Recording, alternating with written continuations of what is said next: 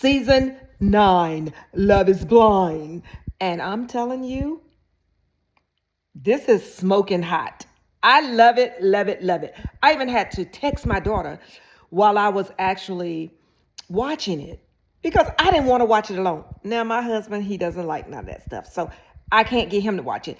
But I was trying to get them to watch it because they're not Love is Blind watchers. I think they watched it the first season with Lauren and Cam up there, but they haven't watched it since then. But I had to text them in the first episode, season 9. There was already enough drama that is going to make this the best one yet. You hear what I'm saying? The best one yet. And I was telling them, you've got to watch because I need somebody to talk to about it. I need somebody to talk to about it while it's going on. I want to watch this with somebody. So my oldest daughter said, well, I'm doing this. I'm taking the dog out, blah, blah, blah, blah. I'm feeding the dog, blah, blah. I can't get to watch it. I said, I'm already on. At this point, I'm on midway episode 2. I said, well, I can't wait much longer. I'm going to go take a shower, try to catch up because I want to discuss this with somebody. But neither here nor there. I binge watched the whole 6 episodes last night. And I loved every minute of it. I loved this. I loved it, loved it, loved it. And let me tell you, okay, I don't know. It just was like in the first episode, people were falling down on their knees and getting proposed to in the first episode. So I'm like, is this because people just know that what type of, I guess, notoriety and what kind of fame they can get because they're on this show, they just go ahead and do it. But I don't know. Then when watching it all the way to the end, because we didn't see them really anymore, the first couple, and their name is, I thought they were just so cute. They were just so cute. Well, we got this precious looking Allie, and I think her name is Aline, I think, but they call her Allie. And her guy that she got engaged to is called Anton, and they just start coming up with like names when they put their names together, what it's gonna sound like. It was just so cute. They had an instant attraction because he's Russian, she's Brazilian, but then they just had some connections almost instantaneously.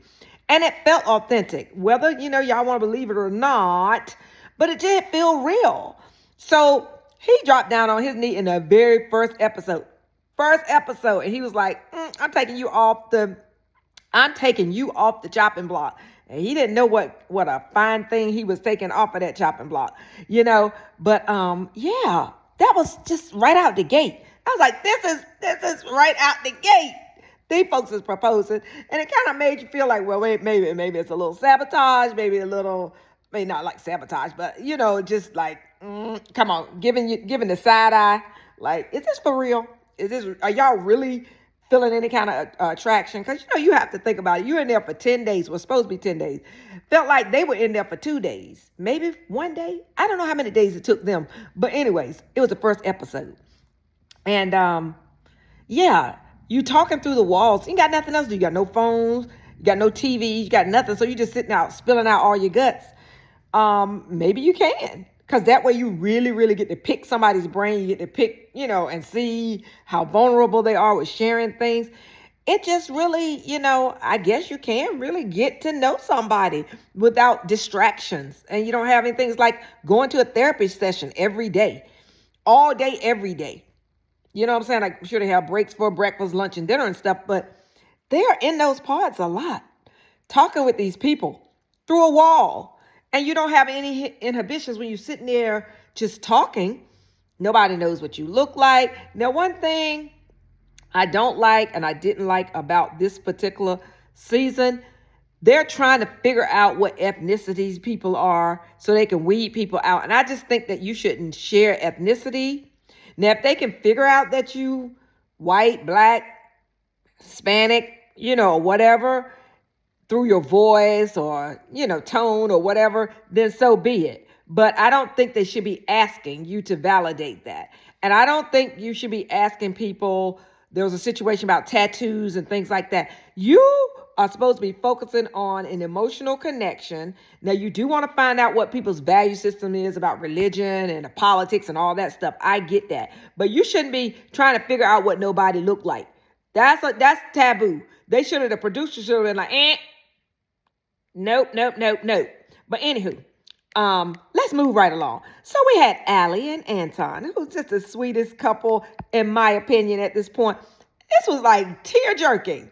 And I wish I was taking notes as I was going through each episode, but it was so good. I was just going through it, honey. They had me crying in the first episode because these people were really talking about really sensitive topics and stuff as they were sharing it in the pods with each other. I loved every minute of it. All I'm gonna say, I loved every minute. And if you're not a lib watcher, I would employ that you actually go and watch this episode. I mean, this season you won't miss and you won't be disappointed. Now we're coming to, I think this is what I had a tear jerking moment on, Madison and Joe. Okay. Now, Madison, she's now I ain't fat shaming nobody, and nobody should fat shame anybody because you can't really see each other. But she is kind of more on, I would say, average looking. My daughter, when she started, she said, I like this show already because the people are average looking. They did not pick, Instagram models to be up here. They got people, DEI, let me just say this. DEI did not come and shut this down before they filmed this. Now, I know they filmed this because they're airing it now. They filmed it before Trump got in office and started shutting down all the DEI initiatives and what have you, because you know what? This has a lot of diversity in it. We got Chinese people. We've got I think the guy said he was part Chinese and Cambodian. We've got Russians. We've got Brazilians. We've got, I don't know if Brendan was Hispanic or not. He was giving me a little Hispanic tease, but I don't know. I can't say it. They didn't say that. They've got black in here. They've got, I don't know if this guy is actually African or not, but he kind of can go look like he's African. I don't know, but I'm just saying that based on what it looked like to me. But yeah, they got every shade of the rainbow in here. And I love every minute of it. And not only that, from that diversity lens, they have it from, like, they've got who I'm getting ready to talk about now. Madison is legally blind. That's a disability. And she said that the disease that she has is so rare, but it could lead to permanent blindness. And she could become permanent blind at the age of 90-ish, or it could be sooner than that. So she has to be upfront with them about, in the pods that she is actually legally blind or could potentially be blind. Then we've got a person, now this is not a disability, but it's just things that, make you go, when you're dating in the dating world. You've got a white guy. I'm glad they didn't give a black woman or a black man, but they made it a white man that has a child. He's a single father. Now, he doesn't have full custody of him, but his child, Luca, is a little boy that I think he says he's 6 or 7 or something, and he has type 1 diabetes. It's just so many facets of things in here. He's a single parent, and he also decided to get a vasectomy. So any woman that wants more children, there's a possibility that they would not be able to have children because he has already decided to have a vasectomy. This is crazy. It's so much stuff going on up in here, but he kept telling, the people that he was talking, the women that he was talking to in the pods, that, it is reversible, but sometimes, there's a 1% chance that the reversal does not take. So anyways, it's just, I'm loving how they put this cast together. It is interesting, and it's taking us for a roller coaster ride. I love every minute of it. So look, let's get back to we talked about Allie and Anton. They decided quickly, I don't want nobody else. You, my partner, I'm with you. He dropped on his knees. She said yes. Boom. They revealed themselves to each other, and they both liked each other. They liked the way each other looked. They felt like they were going to be a perfect match together. That's it. That's all I got to say about Anton and Allie. Then we got, like I say, Madison, who is the one that is legally blind or will be blind at some point in her life, and Joe. Okay. So now Joe reminds me of, I don't know, I think Joe is Italian. But he just like one of them, he reminds me of F boy. He really reminds me of an F boy. And it just seems to me he seems like a genuine person. They had good connection in the pods, and she told him that she could possibly be, blind at some point in time. How did he feel about that? Now he paused and he blah blah blah blah blah blah blah. He got the twisted tongue, and then he was like, "Well, that doesn't really matter to me. I love you for yourself and who you are as a person, and I've fallen in love with you. I've fallen in love with you through the pods with your, just from the emotional connection and yada, yada, yada." And he, of course, asked her, how long do she think that she had before she become totally blind and everything? Because, if you become blind, that's going to be an impact on your partner, because that partner's going to have to really step up and be very supportive for you, So it's like caring for an elderly parent or something. So anywho, nonetheless, he was like, "Well, that doesn't change my mind about you," and yada, yada, yada. So I don't know. Based on some of the stuff I saw afterwards, Joe, I just think that you want to be on the show. Joe just wanted to be on the show. So anyways, in my opinion. So he dropped down on one knee, actually said, "I want to marry you." Of course, she was bubbling. Yeah, I do. I do. Now, like I say, Madison is not, and when I said I like how they just pick ordinary, regular, which is the majority of what we all look like in this country, in this world, hell, and Madison, she's a beautiful girl, but she's a little thick, and, from being an African American or Black American woman, I say in all the right places. Okay. She's got the boobs that you don't need injections for. But she's got a little, like I say, she is not the typical, size that the white man would go for. Okay. So, on their reveal with each other, he was like, yeah, he was so nervous and just, you could clearly tell that she was not what he would typically date. Okay. And then considering all the other stuff that comes with it, the baggage of, she might go blind, yada, yada, yada, and all this stuff. He just was fumbling all over himself. He was like, oh, and then he finally got it together. He was like kissing her. And I think he dropped down on his knee and asked her, blah, blah, blah. And she said yes again, slipped the ring on. And she was like, well, was I what you think, thought I would be, and all of this? And he was like, well, no, not really. But, he was mumbling all over himself, but he finally got it together. She was pleasantly pleased with his appearance, because he's like I would say he would think that he's a 10, and she, he probably would think that she's more like a 5 or something, maybe a 6, so compatibility as far as attractiveness and all of that. I don't think Joe was feeling her like she was feeling him, but time will tell. So, anyways, really, really, really, I don't know if it's a strong couple or not, but anyways, they got married, they got engaged to nonetheless. Now that I'm not doing this in any order, because now let's just talk about these love triangles. Okay. Well, it was so much stuff going on with, it was so much stuff was going on that people were dropping out like flies. I don't think we've ever had this. I'm trying to recall in the history of Love is Blind, people leaving the show. Not getting not selected, but leaving on their own accord. But anyways, I digress again. Basically, okay, let's talk about these couples, honey. Okay, well, thruples or whatever you want to call them. Okay, we have a situation where we have I love Anna. Anna is about a 5 foot, I think she's probably 5 feet.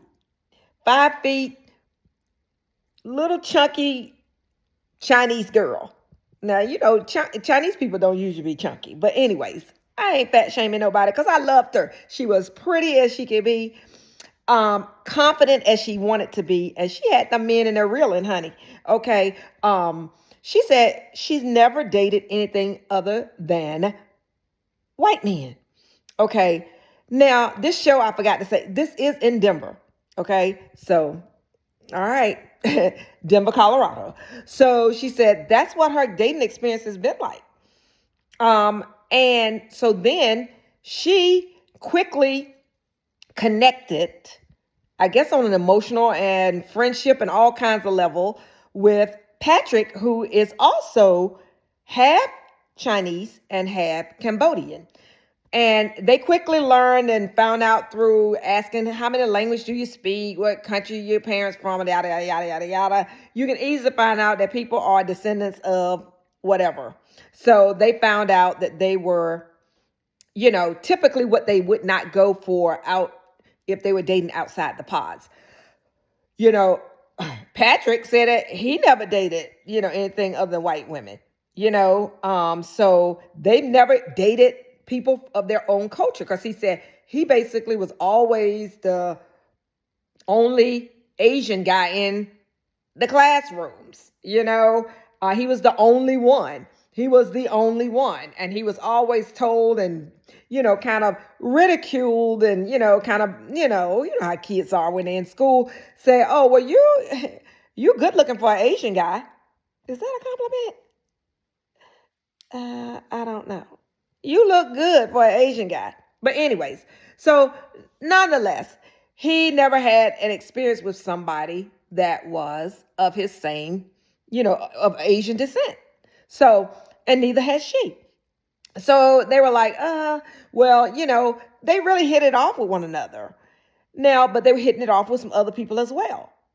But anyways, Anna, who's the Chinese little 5 foot Chinese girl, she was hitting it off with Patrick, who's of her same similar ethnicity, and then she also was hitting it off with Blake, who's a straight up kind of, he's an accountant. He's very very very upright and corporate.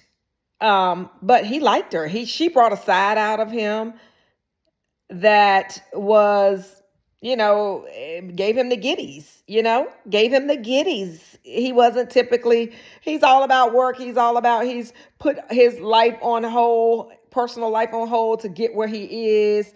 I forgot how old he is. I think he's in his early 30s, but to really have, gotten some accolades and built up his money and stuff and everything. It was about work, and climbing the corporate ladder. But this girl really took him out of that space. So he was feeling her. Blake was actually feeling her. Now, it turns out that I think Anna was his number one. Now, he was feeling some other people too. He had another girl that he was checking out, and feeling was Megan. We'll talk about Megan later. But let's focus on Anna and her connections with Patrick and Blake. Okay. So it was getting to the point where, Patrick was like, okay, Patrick was also feeling somebody else as well. Casey, who is a bombshell. I mean, like gorgeous, blonde. She probably was the 10 out of 10 in there.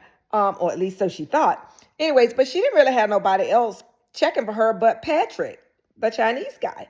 So anyway, but, I think, as things progressed on through the pods, I think Patrick was ready to give, Anna a try because he was like, I've never dated somebody of my own ethnicity. Let's try this. Okay. So, there was all this going on. And I think Patrick was coming in there to kind of like, I'm getting ready to drop down on one knee and ask Anna. And guess what? Guess what? Okay. He goes in the pod and he said, hello, hello, Anna, hello. And it's crickets. Crickets, crickets, crickets. We're like, crickets? They showing us over there in the pod. Ain't nobody in there. So we thinking, okay, Anna gonna come walking through the door and be like, because Anna was a jokester too. So we thinking she gonna come in there like, you know, fool you, whatever. Here I am, because she was witty like that. Okay? She was quite witty.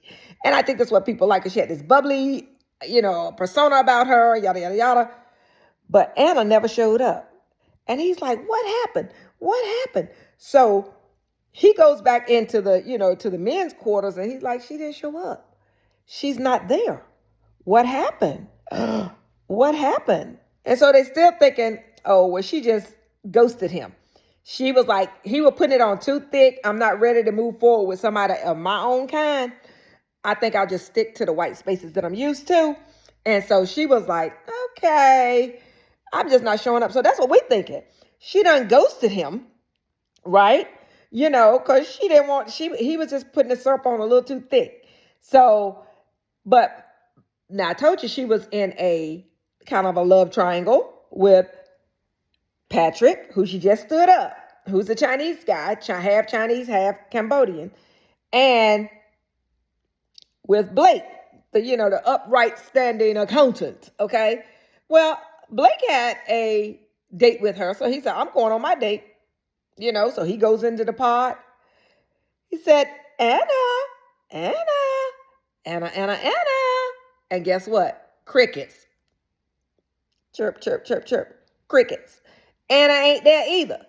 So the producers pulled him to the side and he said, your date has decided to leave the house.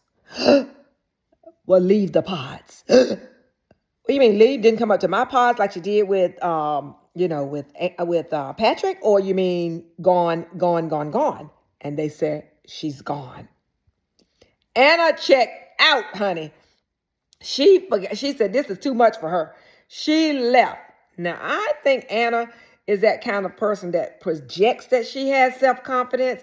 And like I said, she's a little on the thick side for to be an Asian chick. Okay. And I think that she was afraid of getting too close to these people. And then when the great reveal happened, she was insecure how she looked. That's just my thoughts.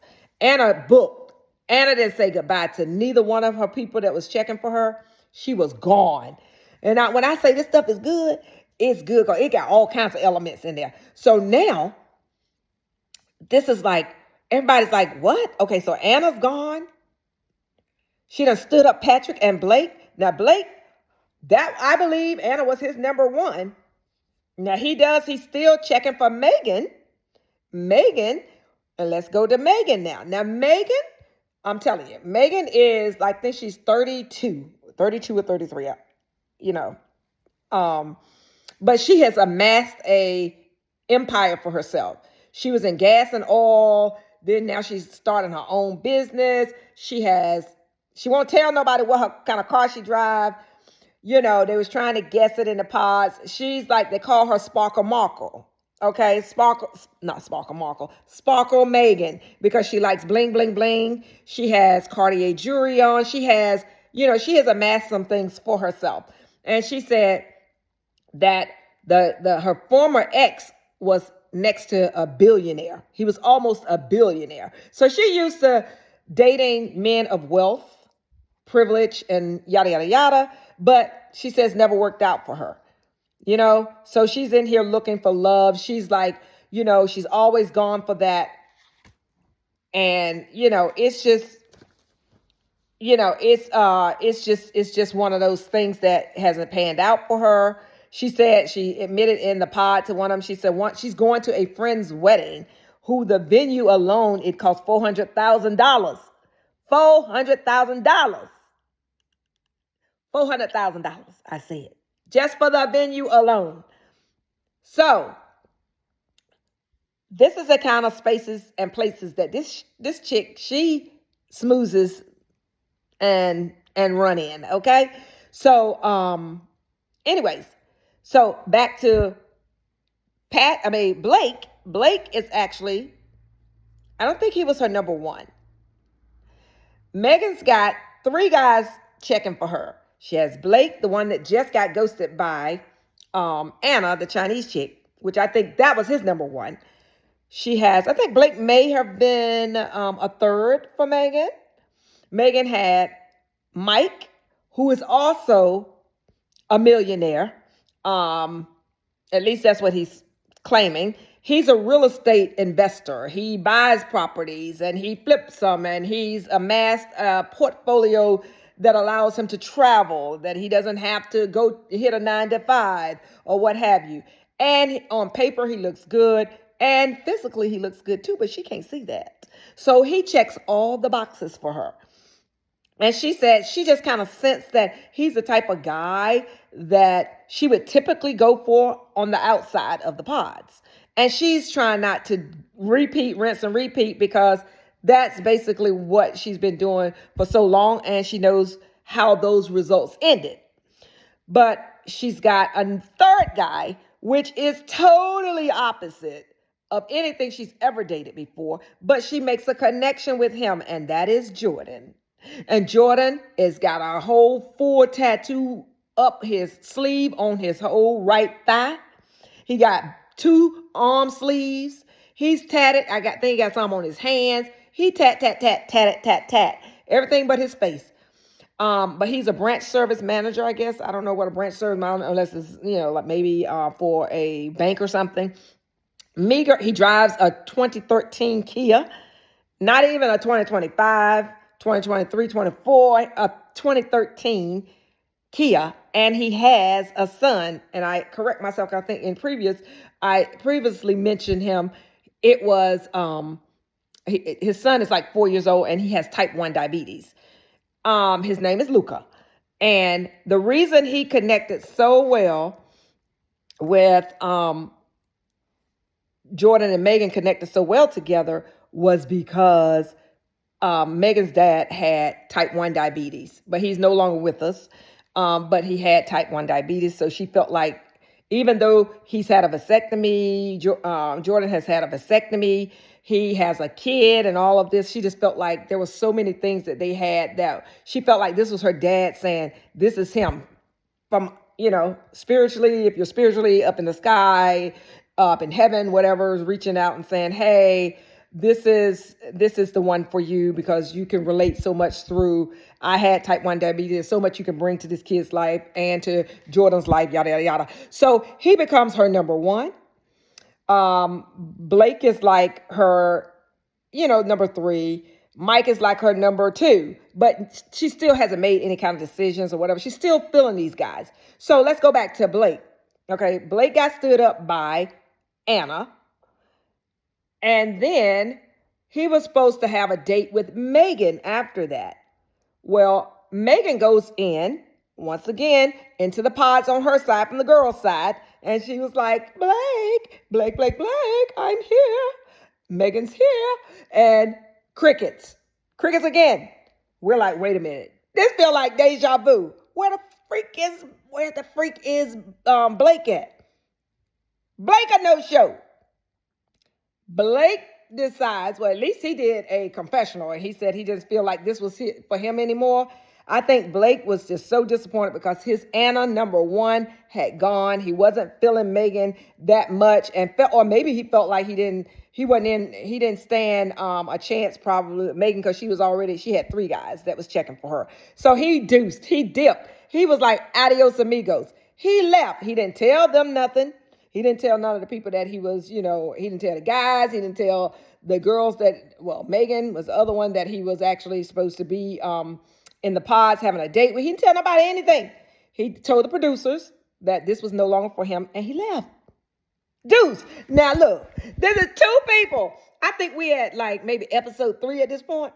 Episode 2 or 3 at this point, and we done lost 2 people. 2 people decide to get the freak up out of there. I was like, this is a mess. Oh my gosh. So now Megan's like, well, what happened to Blake? And everybody's like, what happened? Blake is gone. So Megan now is down to Jordan and Mike. Jordan with the tattoo and the kid, and Mike, the real estate tycoon. Okay? So, Anna's out the picture. Patrick had two options, which was Anna and Casey. I told you the hot patati, the blonde chick, the 10 out of 10. So that's all he got left is Casey. But he's like, oh my gosh, because he's really started feeling Anna. He never dated anybody that looked like him, and he was finally getting that chance. So now he was like, I might as well go with Casey, I guess. He started talking to Casey, and Casey is pouring it on thick because Casey ain't got nobody else. Casey got nobody else. Nada. She got nobody. Nobody else is checking for her, even though she's the bombshell she is. Nobody knows that because you can't see that, but I guess her talk game ain't that good. So she put the talk game on Patrick, though. She had pretty much forced this man to say I do to her. She all started talking about what she would do to him in bed and licking him and all this and sexually and all this, yada, yada, yada.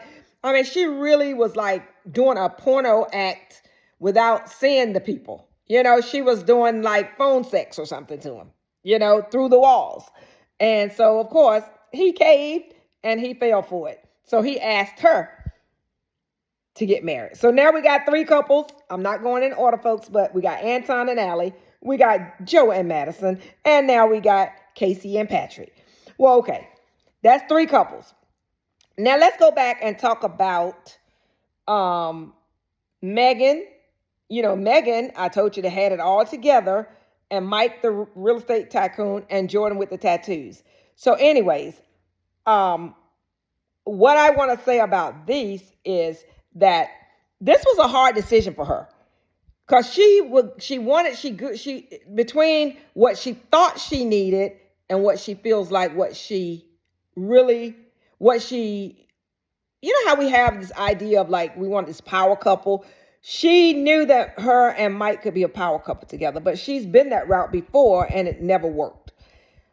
She wanted somebody. She didn't care. She knew that Jordan had less money than she had. She has plenty of money, so she didn't really care about that. And she probably be the breadwinner. She would be the breadwinner. And she knew she was picking up a man that would possibly, she got to be a stepmom. And she don't know if she's going to be able to have kids with him because he done had a vasectomy. And if the reversal doesn't work, and they might have to adopt a kid and all this. With all of that, she still felt like this super connection, and that because of the type 1 diabetes that her dad had and Luca has, that was some kind of sign from, a greater power, a greater power that was telling her that she should be with Jordan. So that being said, Mike tried his best. He was like even trying to give her hints that, you're gonna be sorry if you go with, you pass me up for this man. He was just trying to tell her trying to slip in without telling her that this man, he ain't what you think he is. You know what I'm saying? You're not going to be happy with this. And he knows anybody that's been in those circles and be around people that's almost billionaires and going to weddings that venues cost $400,000. He knew from being in the men's headquarters or the men's quarters that this man was not polished enough to be in those circles. And then he has all these tats on him and everything. Now, I'm not saying anything about anybody that chooses to get tats on him, but he knows that there's a certain air of how you have to decorum, dress, and all of that you have to be in order to stand in those spaces.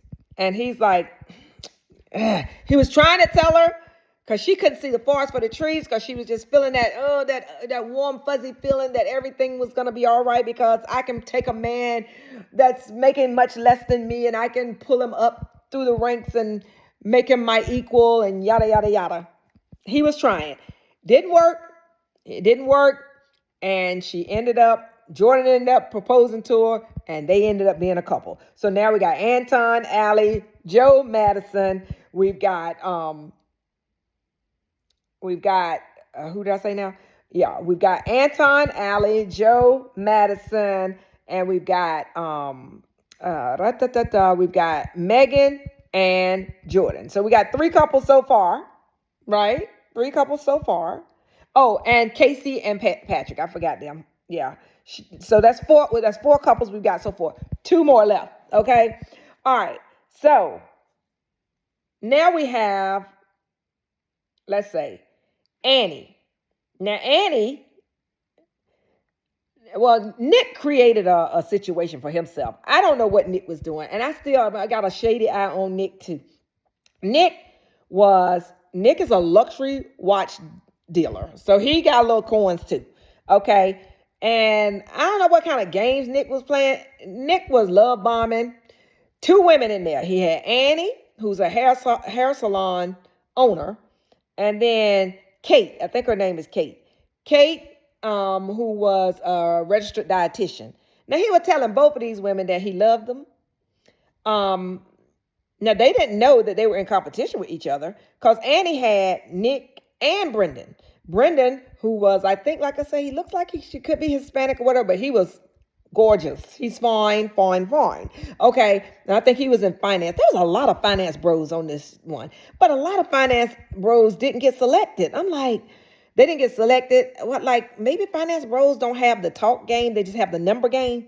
They know how to crunch them numbers and stuff and make it work so that your pocketbook is fat, but they don't know how to, talk that love game. And that's what you got to be able to talk, in through them walls, honey, because people can't see your bank account and people can't see what's in your pockets.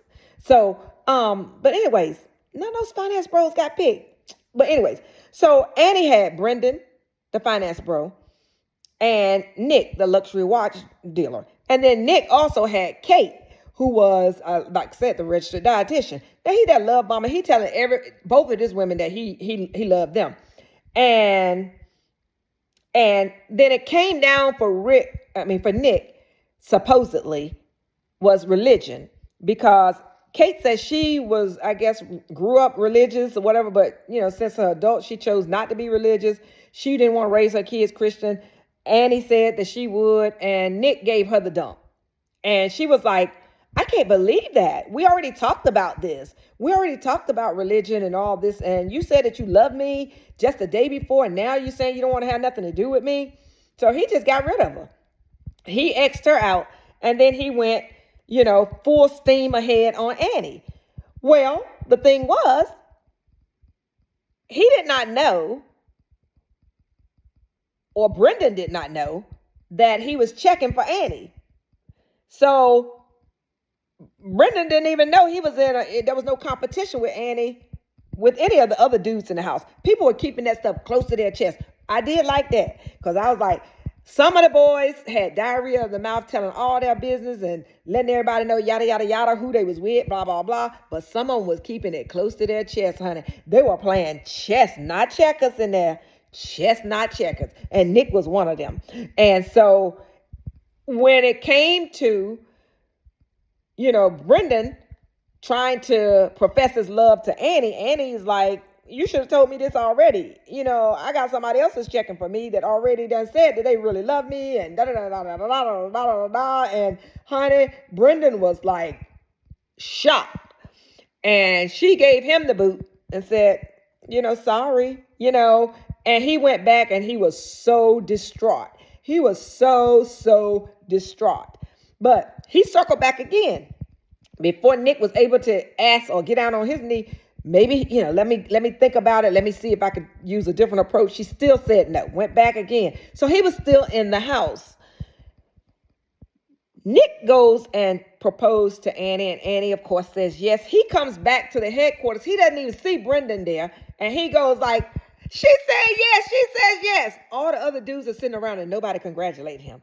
It was quiet as a mouse. Crickets, because they wanted Brendan to end up with Annie because that was the only girl he was checking for the whole time in the pause. While Nick was over here playing two women. And nobody was like, usually when they come back in, people like rushing over and hugging you and giving you daps and, fist bumps and all that stuff. Nobody did that for Nick. They were not happy. They over there looking at Brendan, and it was like, he said, I didn't know he was still here. They said, yeah, man, he came back because he tried to, circle back once again to see if he could get her to, to think differently about this. And so Brendan just removes himself from the table where everybody was congregating and went over there and sat on the couch to be by himself. Then here come Nick, man, I didn't know. And Brendan was like, Give me space. Don't talk to me. I don't want to talk right now. I don't want to talk. You don't come over here and talk and you done took my girl. Just like that. I didn't even know you was even checking for her. You didn't even say nothing about it. I thought I was her only one. And you come up here and then you gonna come back in here raving talking about I proposed and she said yes.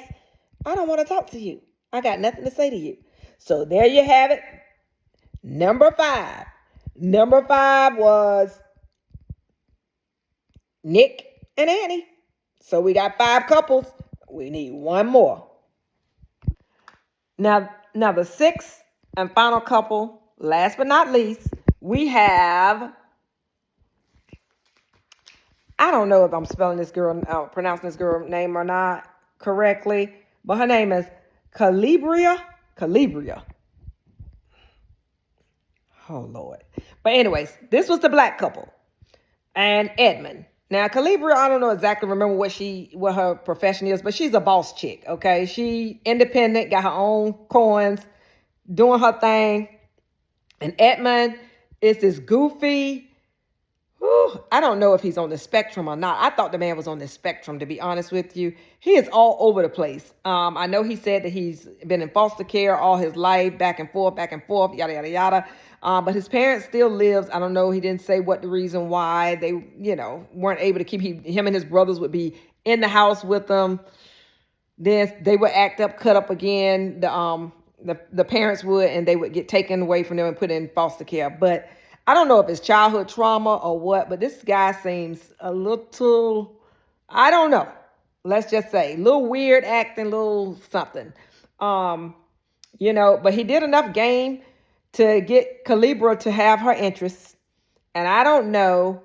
I think the heartfelt story of him being passed around in foster care and stuff like that. I think people have empathy and maybe that's what it was. Or, black girls, it's hard for them to find, real love. And they just kind of ignore all the signs and flags and just say, hey, I done tried everything else. I'm in here and love is blind. If a man shows interest in me, I'm going to take it. That's what I felt like. Edmund is a realtor. He just seemed like overly hyper. He was licking the floor, kissing the floor, just doing weird stuff in the men's quarters that the men were even like, what is wrong with him? Wear a pick in the back of his hair the whole time, all the time. And he giving off Urkel vibes with the clothing that he's wearing, the loud prints and flower shirts and pants that are too high watered and skinny and tight and stuff. Just giving me Urkel vibes with the glasses. I don't know if that's the image he was trying to come off with Urkel, not Stefan. I was waiting for him to turn into Stefan, and he hasn't yet. But anyways, he proposes, and Calibria, she actually says yes. So there you go. You got all 6 couples, and we think this time for once, I think we're gonna all go to.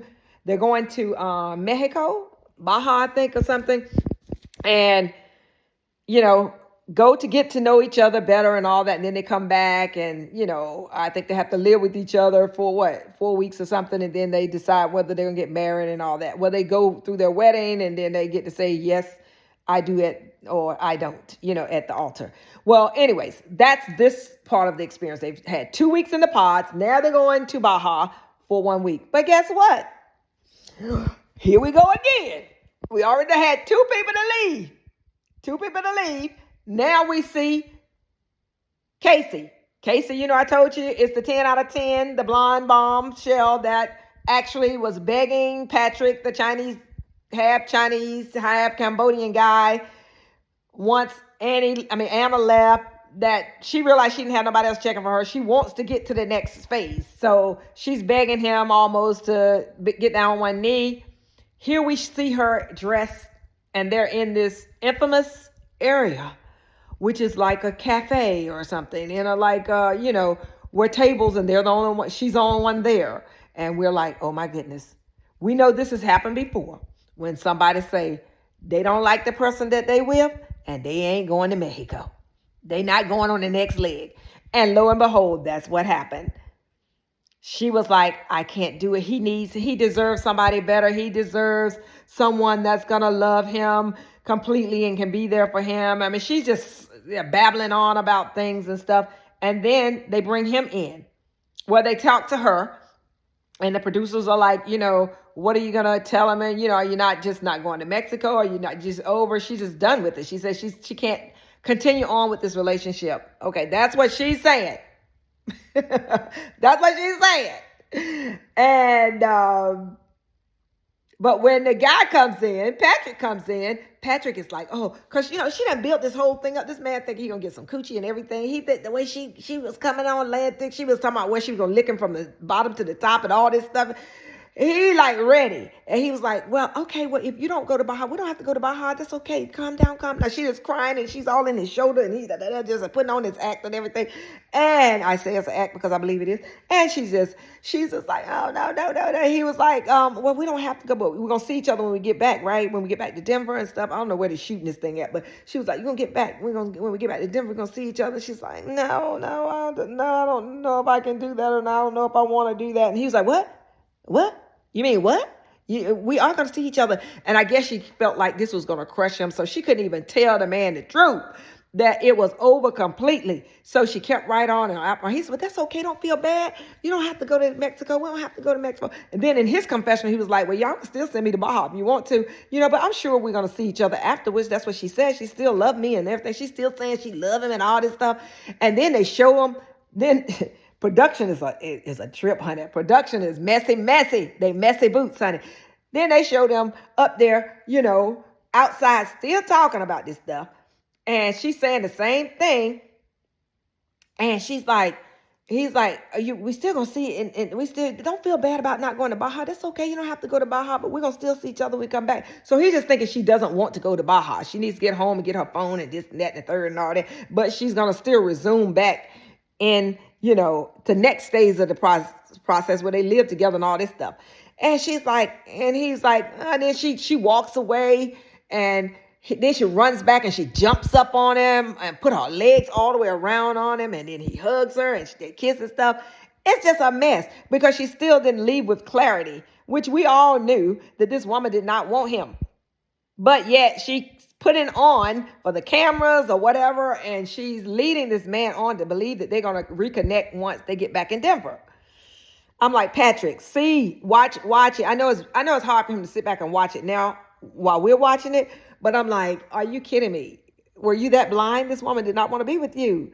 She did not like what she saw. She did not. Even though in the past she was like, oh, after she found out, she begged from him to tell her where she was from, found out that he was Chinese or half Chinese and Cambodian. She said, oh, don't worry about that.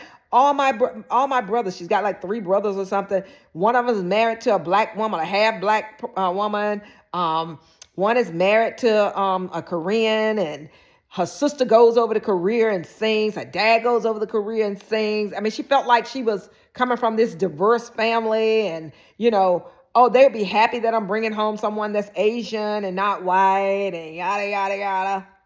This chick is so messed up. But she also shared with, I think one of the castmates in the women's quarters that she still, she was talking to her ex right before coming here. And he was like, oh, yeah, going on the show. You'll be the hottest one out of all of them. They're just fame seeking. You'll be the hottest one. And she was like, and he didn't want me. He said, you'll be back. I'll have you once you come back from the show. So it was just kind of like, she was like, no. He didn't believe that I would find someone and this and that. And I've grown and this and that. Girl, you still with he's an Instagram model and you're an Instagram model. That's what she admitted to. So birds of a feather flock together. You did not want that Chinese man, and you knew you didn't. Not at all. You didn't want to come here and find nobody. You just want to be on the show so that you can get your Instagram numbers up. After this, they just released their Instagram numbers, their tags, and I'm going to find and I'm going to follow all of them and see how many she's got and what people are talking about and comment in the comments on her. So anyway, so now we got 5 people. Casey and Patrick is out. They're not going to Baja. They done with the show. So now we're going to Baja with 5 couples. And guess what? It's on and popping in there too. Things are revealed about these people once they get together. that some is liking and some is not. But I gotta tell you, my Allie and Anton appears to be the non-messy couple that may survive this whole thing and may end up walking down the aisle and saying, I do, and might end up being a couple like Cam and Lauren, okay? And some of the others that have survived, live, okay? But the other folks, these other couples, Joe and Madison, is a joke. Joe do not like how Madison looked. He said he is used to dating thin white girls, okay? And Madison is not one that he would choose. But he'll choose to sleep with her, as all the other people. All 5 couples, except for one, the black couple, slept with their partners on the very first night. The very first night.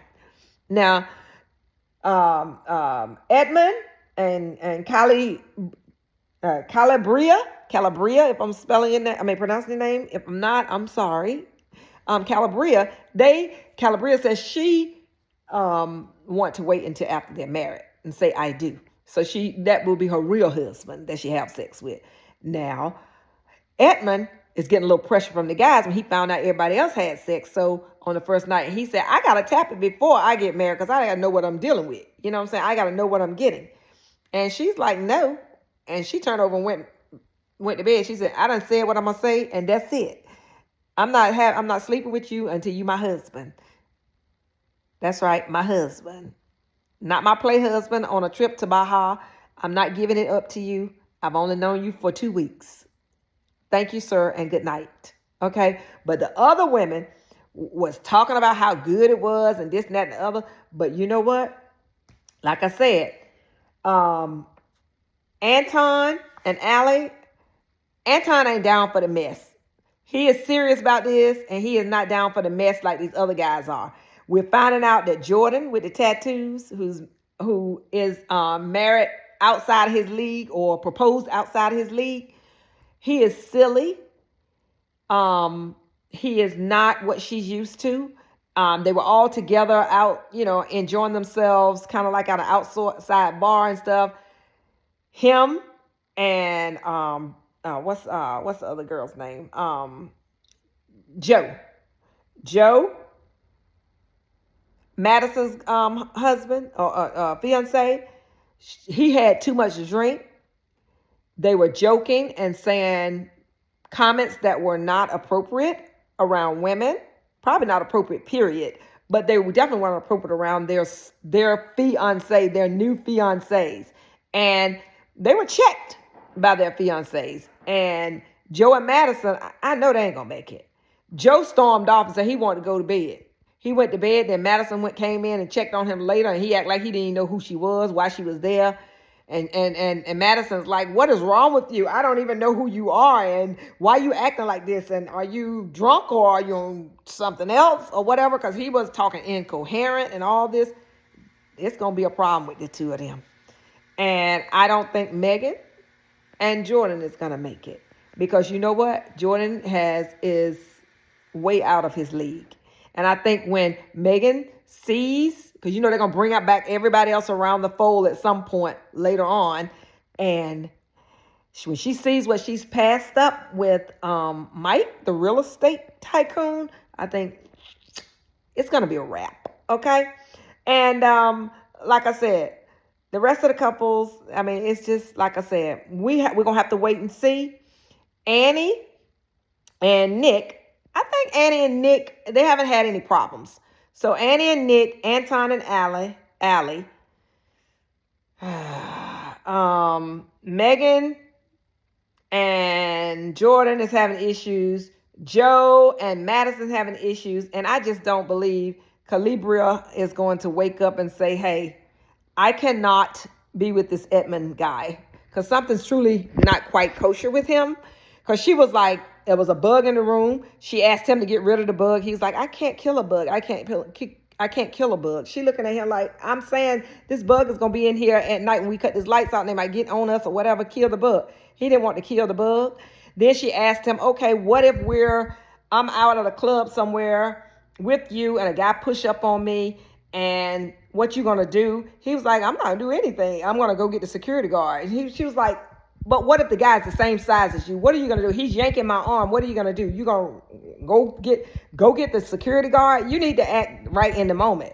He was like, I'm non-confrontational. I'm not gonna do that. So he's not a manly man to her. I don't think that this is not gonna last. It's just not gonna last. So, anyways, but y'all, that's my recap. It's good. And we only 6 episodes in. The next 6 or however many drops next Wednesday. And I'm going to be ready and waiting. And I will recap them when they drop. All right. Y'all take care. And as always, let's dish about it in the comments.